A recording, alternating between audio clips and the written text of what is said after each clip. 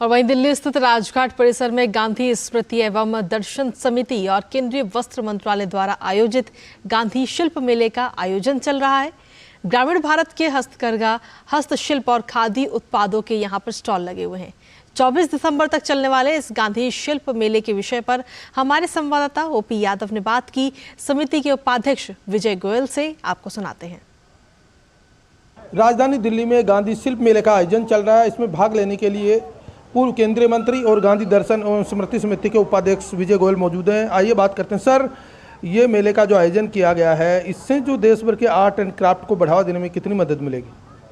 देखिए, राजघाट के साथ बिल्कुल ये गांधी दर्शन समीप में है और यहाँ पर टेक्सटाइल मिनिस्ट्री के सहयोग से गांधी शिल्प मेला लगाया गया है, जिसमें हस्तशिल्प, हथकरघा और खादी, खाने पीने, इस तरह के बहुत सारे स्टॉल्स लगाए गए हैं।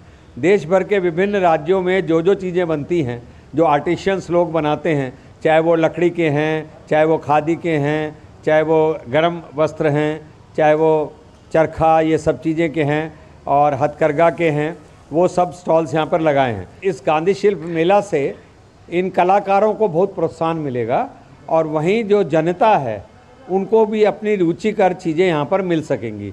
तो दरअसल तो ये शिल्प मेले इसलिए लगाए जाते हैं ताकि जो आर्टिशियंस हैं वो अपनी प्रोडक्ट को बेहतर तरीके से एग्जिबिट कर सकें, दिखा सकें और पब्लिक में उनका व्यवसाय बढ़े।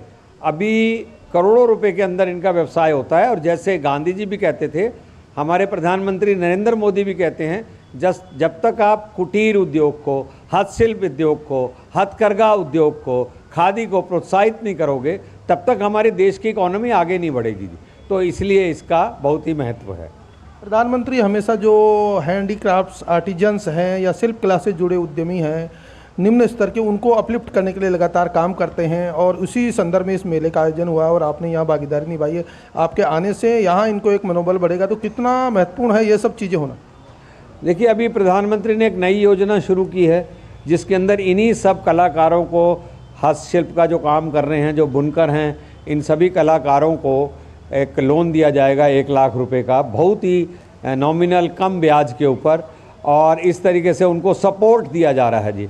तो इसलिए ये जो मेले हैं और ये जो सरकार है, ये इनको बहुत ही प्रमोट कर रही है।